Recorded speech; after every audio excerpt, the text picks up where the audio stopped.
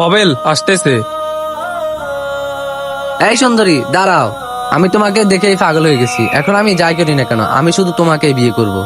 আমার ফ্যামিলি আপনাকে কখনোই মানবে না। কেন, কি কম আছে আমার মধ্যে?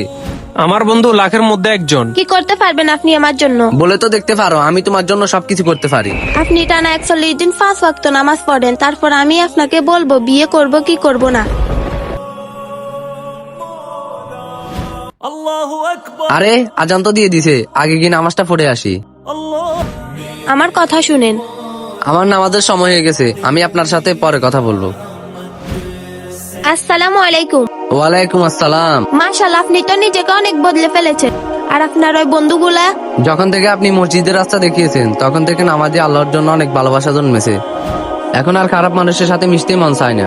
আমি আপনাকে ভালোবাসার কথা জানিয়েছি, এখন যদি আপনি আমাকে নাও করে দেন তারপর আমার মনে কোনো কষ্ট থাকবে না, কারণ আমার মনে আল্লাহর জন্য অনেক ভালোবাসা জন্মেছে।